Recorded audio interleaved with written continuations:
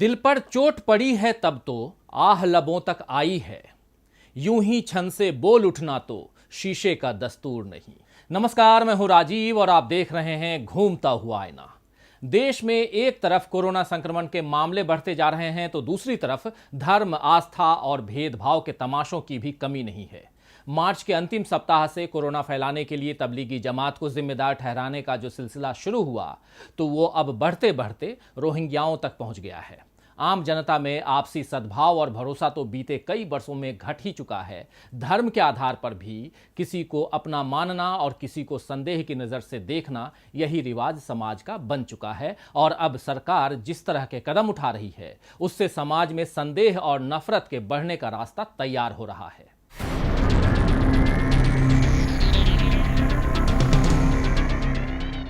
देश में कोरोना के मामले जब एकदम तेजी से बढ़ने लगे तो उसके पीछे दिल्ली के निजामुद्दीन मरकज में शामिल तबलीगी जमात के लोगों को जिम्मेदार ठहराया गया, जिन्होंने एक कार्यक्रम में भारी संख्या में शिरकत की और उसके बाद पूरे देश में जमात के सदस्य गए। इस घटना के बाद से देश भर में जमात के लोगों की चुन चुन कर शिनाख्त की गई और उनकी स्वास्थ्य जांच का सिलसिला शुरू हुआ। लेकिन अब केंद्रीय गृह मंत्रालय ने सभी राज्यों और केंद्र शासित प्रदेशों से कहा है कि वे अपने क्षेत्र में रह रहे रोहिंग्या शरणार्थियों की कोविड-19 जांच कराएं, क्योंकि इनमें से कई तबलीगी जमात के मरकज में आयोजित कार्यक्रम में शामिल हुए थे। केंद्रीय गृह मंत्रालय के मुताबिक 40,000 रोहिंग्या दिल्ली, जम्मू और हैदराबाद समेत देश के विभिन्न हिस्सों में रहते हैं। पिछले महीने जम्मू में रहने वाले 8 रोहिंग्या मुसलमानों को निजामुद्दीन स्थित मरकज में शामिल होकर लौटने के बाद आइसोलेशन में रखा गया था।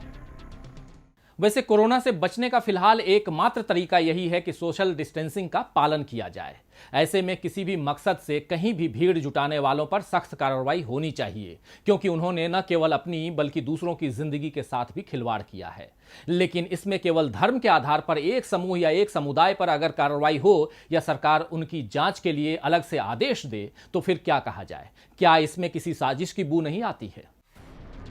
हिंदुस्तान में बीते एक अरसे से मुसलमानों को किसी न किसी तरह निशाने पर लेने की कोशिशें चल रही हैं। गौमांस, मॉब लिंचिंग, लव जिहाद, ये तमाम शब्द इन कोशिशों के गवाह हैं और अब इसमें कोरोना का नाम भी शामिल हो गया है। रोहिंग्या मुसलमानों से जुड़ा गृह मंत्रालय का ताज़ा आदेश उनकी मुसीबतों में इजाफा ही करेगा। अपने वतन से निर्वासित ये समुदाय शरण की आस में भारत आया था, लेकिन उसे लगातार तरह तरह के शक भरे सवालों का सामना करना पड़ा और अब जमात में शामिल होने गए कुछ लोगों के कारण यह अंदेशा बढ़ गया है कि पूरे समुदाय पर इसका असर पड़ेगा। वैसे इस देश में अकेले मुसलमान ही नहीं हैं जिनका एक तबका धार्मिक मकसद से इकट्ठा हुआ हो और कोरोना के खतरे को बढ़ने का सबब बना हो। हिंदू भी इसमें पीछे नहीं है। कर्नाटक का कलबुर्गी जिला कोरोना वायरस का हॉट स्पॉट है। इसके बावजूद गुरुवार को यहाँ चित्रपुर तालुका के रवुर गांव में भगवान सिद्धलिंगेश्वर मंदिर में 15 से 20 मिनट तक सालाना रथ यात्रा का आयोजन किया गया था, जिसमें लॉकडाउन की जमकर धज्जियां उड़ी। इस समारोह में बड़ी संख्या में श्रद्धालु जमा हुए और शारीरिक दूरी बनाए रखने के मानकों का पालन नहीं किया। पहले मंदिर प्रबंधन ने रथ यात्रा का आयोजन नहीं करने का भरोसा प्रशासन को दिलाया था, लेकिन फिर इस भरोसे को तोड़ भी दिया। कलबुर्गी के एसपी के मुताबिक आमतौर पर रथ यात्रा का आयोजन शाम के वक्त होता है, लेकिन मंदिर प्रबंधन ने पुलिस से बचने के लिए सुबह के वक्त ही इसका आयोजन कर लिया। अब इस आपराधिक चालाकी को क्या कहा जाए? जो मूर्खता तबलीगी जमात में शामिल लोगों ने की, वही रथ यात्रा में शामिल लोगों ने भी की। अपनी आस्था के आगे उन्हें शायद दुनिया के सारे खतरे छोटे लगते हों, लेकिन फिर भी उन्हें ये कतई हक नहीं है कि वे खुद के साथ दूसरों की जिंदगी को खतरे में डालें। वैसे केवल आस्था की ही नहीं बल्कि कोरोना समय में वीआईपी कल्चर की मार भी पड़ रही है। बीते कुछ समय में कुछ नेताओं के ऐसे कारनामे सामने आए हैं जब अपने समर्थकों की भीड़ उन्होंने जुटाई और अब इसमें कर्नाटक के पूर्व मुख्यमंत्री एचडी कुमारस्वामी का नाम भी जुड़ गया है, जिनके बेटे की शादी में हाई प्रोफाइल मेहमानों का जमावड़ा रहा और इस धूमधाम में सोशल डिस्टेंसिंग का कोई पालन नहीं हुआ। इसीलिए इन तमाम लोगों के लिए यही कहा जा सकता है कि हम तो डूबेंगे सनम, तुमको भी ले डूबेंगे। वैसे कोरोना के कारण जितना खतरा जान पर बनाया है, उतना ही बड़ा खतरा जीवन यापन पर भी बनाया है। मोदी जी ने जान भी जहान भी की बात तो की, लेकिन देश के जो आर्थिक हालात हैं उसे देखकर यह तो लगता ही नहीं कि सरकार के पास इस संकट से निकलने के लिए कोई दूरगामी प्लानिंग या तरकीब है। राहत पैकेज या टैक्स के नियमों में थोड़ी बहुत छूट जैसे उपाय तो बहुत कम देर के लिए असरकारी होंगे, मगर देश में विकास की गाड़ी को रिवर्स गियर में डालने से रोकना है तो उसके लिए कोई मजबूत योजना की जरूरत है। कोरोना वायरस का खतरा भारत में आया तो अपने साथ अर्थव्यवस्था के लिए चिंताएं भी लेकर आया। मोदी सरकार ने देश को $5 ट्रिलियन अर्थव्यवस्था बनाने का दावा किया था। हालांकि 5 ट्रिलियन में कितने शून्य होते हैं इसका पता भाजपा के ही बहुत से लोगों को नहीं है, बल्कि सरकार में तो शामिल कुछ लोग 5 ट्रिलियन को 5 मिलियन टन भी बोलते नजर आए। बहरहाल अब तो न बांस है न बांसुरी। सरकार की गलत नीतियों के कारण देश की झुक चुकी आर्थिक कमर को तोड़ने का रहा सहा काम कोरोना ने कर दिया है। कई अंतर्राष्ट्रीय और राष्ट्रीय वित्त संस्थाएं अंदेशा जता रही हैं कि भारत की जीडीपी ग्रोथ 0 से 2% रह सकती है। देश में रेलवे का संचालन 3 मई तक बंद है और इस कारण हजारों करोड़ का नुकसान हो रहा है। कई बड़े कारखानों और उद्योग धंधों पर भी लॉकडाउन की वजह से ताला लगा है। पर्यटन, रेस्तरां, मनोरंजन जैसे उद्योग भी पूरी तरह से बंद हैं, जबकि यहां हमेशा हलचल बनी रहती थी। कुछ ऐसा ही हाल छोटे कारोबारियों का है। न उनका व्यापार चल रहा है, न वे अपने कामगारों को वेतन देने की हालत में हैं। उद्योगपतियों और कारोबारियों को बड़ा नुकसान हो रहा है तो रोज कमाने खाने वालों की भी जान पर बनाई है। नेशनल हॉकर्स फेडरेशन के मुताबिक देश भर के 4 करोड़ से अधिक रेहड़ी पटरी ठेले वालों में 95% घर पर बैठे हैं।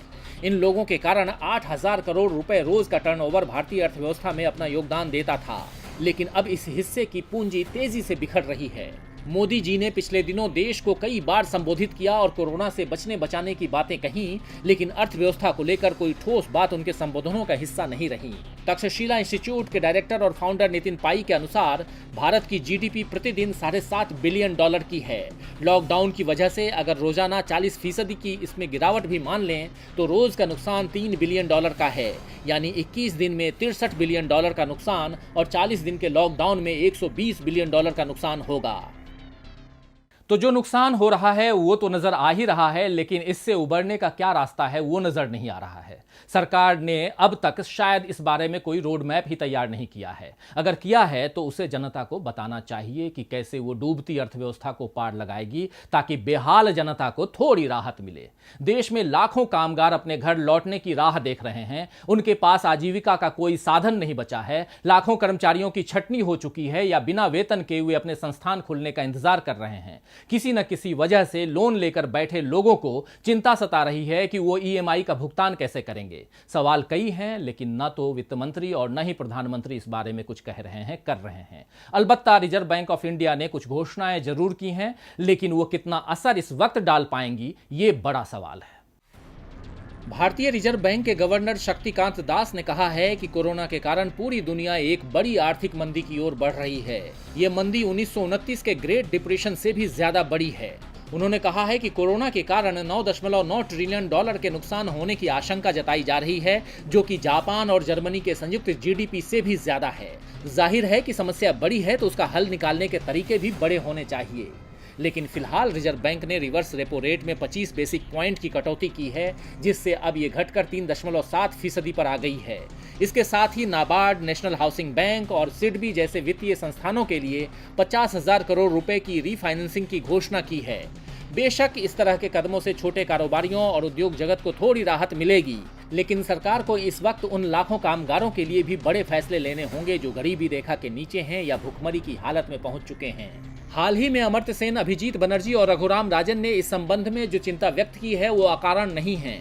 एक लेख में इन तीनों बड़े अर्थशास्त्रियों ने कहा है कि लॉकडाउन में सबसे बड़ी चिंता यह है कि कमाई का जरिया खत्म होने और वितरण प्रणाली में समस्याओं की वजह से बड़ी संख्या में लोग गरीबी या भुखमरी के शिकार हो सकते हैं। इनका सुझाव है कि मार्च 2020 में भारतीय खाद्य निगम यानी फूड कॉर्पोरेशन ऑफ इंडिया में 7.7 करोड़ टन अनाज पड़ा हुआ था, जो कि बफर स्टॉक का 3 गुना है। आने वाले दिनों में अनाज के भंडारण की मात्रा बढ़ेगी ही, क्योंकि रबी फसलों की खरीदारी होने वाली है। इसीलिए राष्ट्रीय आपातकाल के समय जो पहले के स्टॉक पड़े हैं उसे खाली किया जाना चाहिए। इसमें देरी करना बुद्धिमानी नहीं है। इसके साथ ही इनकी ये भी सलाह है कि कम से कम 6 महीने के लिए सभी जरूरतमंदों को अस्थायी राशन कार्ड जारी किए जाएं, ताकि किसी को भी भूखा न रहना पड़े। तो सरकार को सही सलाह देने वालों की कोई कमी नहीं है। अर्थशास्त्री जहां मंदी से निकलने या उसमें भी बेहतर तरीके से जनता का ख्याल रखने के उपाय सुझा रहे हैं, तो वहीं विपक्ष के कई नेता भी सरकार को समय समय पर सावधान कर रहे हैं, इस मुसीबत से निकलने के उपाय सुझा रहे हैं। राहुल गांधी फरवरी से कोरोना को लेकर संभलने की चेतावनी देते आ रहे हैं, आप सबको पता है। उन्होंने इस वजह से आर्थिक संकट होने का अंदेशा भी जतलाया था और हाल ही में उन्होंने लॉकडाउन को लेकर कहा कि यह मुसीबत को थोड़ी देर के लिए टाले रखेगा, लेकिन कोरोना से निपटने का एक ही उपाय है कि अधिक से अधिक मात्रा में टेस्ट किए जाएं। हाल ही में राहुल गांधी ने वीडियो कॉन्फ्रेंसिंग ऐप जूम के जरिए एक प्रेस वार्ता में ये बातें कहीं। राहुल गांधी की बातों को सरकार ने कितना सुना और माना ये तो पता नहीं, लेकिन अब जूम ऐप के खतरे सरकार को नजर आए हैं। लॉकडाउन के इस दौर में बहुत से लोग एक दूसरे से जुड़ने के लिए वीडियो कॉलिंग ऐप जूम का इस्तेमाल कर रहे हैं, लेकिन अब इस ऐप को भारत में बैन करने की मांग उठने लगी है। इसे लेकर सुप्रीम कोर्ट के मुख्य न्यायाधीश एस.ए. बोबड़े को एक लेटर पिटीशन भी भेजा गया है। जूम ऐप डाउनलोड और इसके इस्तेमाल पर रोक लगाने की मांग करने वाले इस पिटीशन में ये कहा गया है कि ये ऐप निजता के अधिकार की धज्जियां उड़ा रहा है। आपको बता दें कि जूम एक फ्री वीडियो कॉन्फ्रेंसिंग ऐप है। इसके जरिए यूजर एक बार में 100 लोगों तक से बात कर सकता है, लेकिन अब ये खबरें सामने आ रही हैं कि इसका इस्तेमाल सुरक्षित नहीं है। बताया जा रहा है कि इस ऐप के जरिए पर्सनल डाटा आसानी से चोरी किया जा सकता है। वीडियो कॉलिंग भी हैक की जा सकती है। हाल ही में सरकार ने जूम वीडियो कॉन्फ्रेंसिंग ऐप के इस्तेमाल को लेकर एक एडवाइजरी जारी की है और चेताया है कि ये ऐप सुरक्षित नहीं है। साइबर सिक्योरिटी एक्सपर्ट्स का कहना है कि Zoom app end to end encrypted नहीं है। एंड टू एंड एन्क्रिप्टेड का मतलब ये होता है कि इसमें मैसेज भेजने वाला और पाने वाला ही मैसेज पढ़ सकता है। जूम में ऐसा नहीं है, इसे आसानी से हैक किया जा सकता है, यानी तीसरा शख्स भी आसानी से मैसेज पढ़ सकता है। जूम ऐप को लेकर वाशिंगटन पोस्ट में प्रकाशित एक रिसर्च के अनुसार इसमें पाया गया है कि इस ऐप से वीडियो कॉलिंग और मीटिंग के बहुत सारे वीडियो इंटरनेट पर मौजूद हैं, जबकि ये वीडियो ऐप यूजर्स ने नहीं डाले, तो ये लीक कैसे हुए? सिक्योरिटी एक्सपर्ट्स की माने तो ऐसे बहुत सारे टूल्स हैं जिससे इंटरनेट पर जूम वीडियो ढूंढ कर लाया जा सकता है। जूम ऐप जर्मनी, ताइवान और सिंगापुर सहित कई देशों में बैन किया जा चुका है। गृह मंत्रालय की ताज़ा गाइडलाइन के बाद भारत में भी अब सरकारी कामकाज के लिए इस प्लेटफॉर्म को इस्तेमाल में नहीं लाया जाएगा। तो ये अच्छी बात है कि साइबर सिक्योरिटी को लेकर सरकार इतनी फिक्रमंद है। Ministry of electronics and information technology चाहती है कि इंडियन स्टार्टअप कंपनियां सरकार के लिए वीडियो कॉन्फ्रेंसिंग प्लेटफॉर्म तैयार करें, लेकिन क्या उनमें निजता का पूरा ख्याल रखा जाएगा? और अभी जिस आरोग्य सेतु ऐप को डाउनलोड करने पर जो जोर दिया जा रहा है, क्या वो पूरी तरह से सेफ है? कोरोना वायरस को रोकने के लिए सरकार ने कई उपाय किए, जिनमें एक है आरोग्य सेतु नाम के मोबाइल ऐप को लॉन्च करना। भारत में लॉकडाउन की शुरुआत 24 मार्च से हुई और 3 अप्रैल को इस ऐप को लॉन्च किया गया। केंद्र सरकार का दावा है कि ये ऐप लोगों को कोरोना वायरस संक्रमण के खतरों से आगाह करने में मदद करता है। दावा इस बात का भी है कि अगर आपके मोबाइल में ये ऐप है तो आप इससे अपने इर्द गिर्द के कोरोना पॉजिटिव लोगों के बारे में भी पता कर सकते हैं। सरकार आरोग्य ऐप को बढ़ावा देने के लिए कई तरीके अपना रही है। खबर है कि अब इस ऐप के जरिए लॉकडाउन का ई पास मिल सकेगा। सरकार का दावा है कि ये ऐप यूजर्स की निजता को ध्यान में रखकर बनाया गया है। इस ऐप के जरिए जुटाए जा रहे निजी डाटा में एक खास तरह का इंक्रिप्शन यानी इंटरनेट सुरक्षा से जुड़ा कोड है, जो आपके निजी डाटा को आपके मोबाइल में ही रखेगा। लेकिन विशेषज्ञों की चिंता है कि जो जानकारी सरकार इकट्ठा कर रही है उसका इस्तेमाल कब तक होगा और कैसे होगा, इसे लेकर स्थिति स्पष्ट नहीं है। साइबर कानून एक्सपर्ट पवन दुग्गल के मुताबिक एक तरफ ये ऐप आपके कोविड-19 स्टेटस को अपडेट करता है, वहीं 24 घंटे आपकी लोकेशन पर भी नजर रखता है। दूसरी बात, ये जो सारा डाटा एकत्रित हो रहा है, आखिर ये किस एजेंसी के पास जा रहा है, इस पर अभी कुछ भी नहीं बताया जा रहा है। और तीसरी बात, इस ऐप के जरिए आपका निजी मेडिकल डाटा एकत्रित होकर कहीं जा तो रहा है, लेकिन आपको अभी ये नहीं पता कि आखिर ये सब किस साइबर कानून के अंतर्गत आता है।